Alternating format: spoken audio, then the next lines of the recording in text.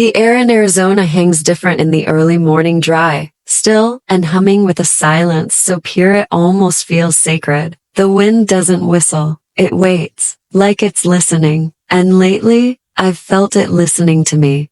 I sit in my little rocking chair on the porch, watching the sun stretch its fingers over the red clay hills. The same porch I sweep every day, even though no one visits anymore. The wooden rails have gone gray from sun, the swing creaks a little louder now, but the view it's as golden as ever. Inside, my kettle whistles softly. I take it, off the heat, pour the water into the chipped mug I've used for 20 years, and steep the tea just the way I like it. One bag, no sugar, no honey, just the truth. My name is Gloria Mercado, and I built this house with the kind of love that bleeds from the bones slowly, over time, with everything I had. But love can be a dangerous thing when it blinds you to the people closest to you. And 5 months ago, I realized the people I'd spent my life protecting were waiting for me to break. They weren't just waiting, they were planning it. I was 68 when it happened,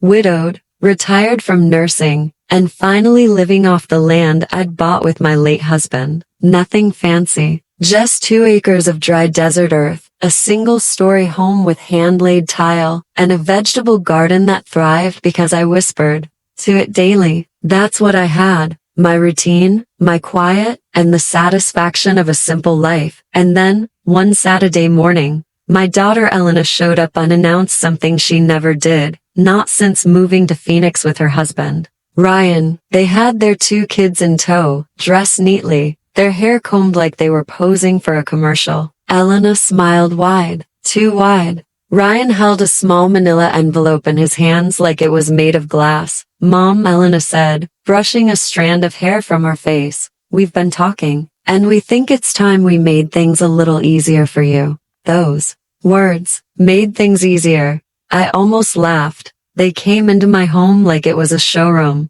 complimenting my dusty furniture, opening cupboards without asking. I stood near the kitchen island, hands folded, watching my own child walk through my memories like they were clutter to be cleaned up. Ryan laid out pamphlets for senior living communities. They're safe, he said, like he was reading from a script. Comfortable. You'd have nurses, activities, friends. And the best part? You wouldn't have to worry about bills anymore. Elena nodded. We'd sell the house, of course. Use the money to cover everything. And what's left can go into a trust for your expenses. Obviously. Double quotes obviously. As if I didn't know what a trust meant. I didn't say a word. Not then. I just poured myself tea and let them talk, let them think I was old enough to forget, but too tired to fight. But they didn't know the truth. I was neither. When I was 21, I was a single mother with a child on my hip and a mop in my hand.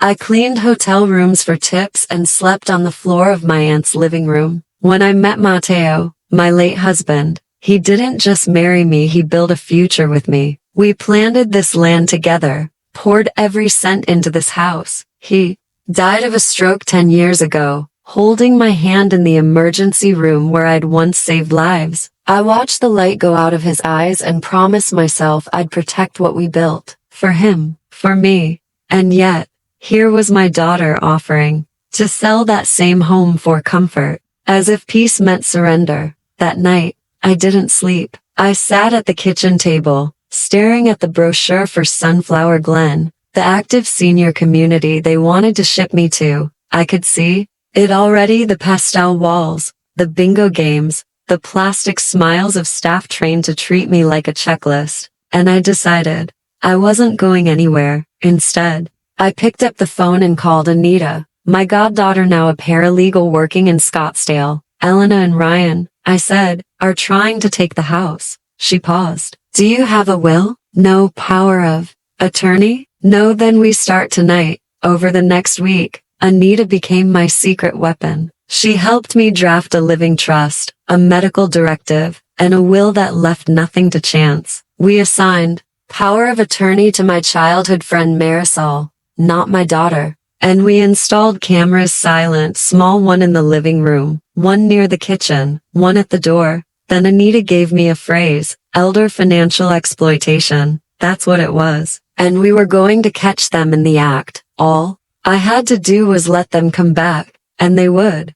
They returned 3 weeks later, this time, with cupcakes, vanilla frosted peace offerings, and big smiles. Elena wore a soft blue cardigan, the same one she wore to my birthday party 3 years ago, the one she left early from. They sat at my table, children coloring quietly while Ryan pulled out a new set of documents. We had these reviewed, he said smoothly. It's just a temporary guardianship agreement, just to help with decisions. We know you've been overwhelmed. I sipped my tea. What decisions? You know, Elena said gently. Bills, doctor visits, things you shouldn't have to worry about anymore. I turned to the little boy on the floor, my grandson drawing a flower with crayons I kept in the cupboard. He didn't know what this moment meant. He didn't know they were trying to take away the roof he played under. I smiled. Why don't you put those papers right there? I said, and we'll talk about them after dinner. Ryan looked surprised. Elena beamed. They thought I was surrendering, but I was only setting the stage. That night, I pressed record on my phone. I set it on the table next to the stack of documents. I asked questions calmly, curiously, and they answered. They answered too much. Ryan talked about how the market was hot, how they'd already spoken to an agent about listing the house once I was settled. Elena spoke about consolidating my accounts, how they'd keep some money aside for me to spend. It was all there on tape. When they left, they took the papers with them, promising to return the next day. I texted Anita, we have everything. Anita contacted attorney Samuel Ortiz, a legal bulldog who specialized in elder abuse and estate protection. Within 48 hours we had a notarized statement from me, certified transcript of the recording, legal documentation of intent to deceive, a cease and desist order ready to serve. But there was one more thing we needed.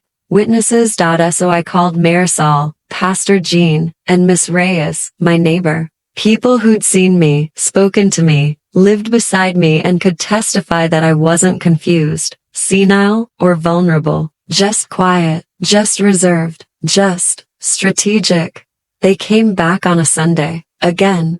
Same smiles, same plan. This time, I had cinnamon bread on the table, fresh tea poured, and my posture straight as a post. We thought we could finalize things today, Ryan said. He handed me a pen. I held it for a long time, and then I looked up straight into Elena's eyes. You once asked me to sign your field trip form, I said.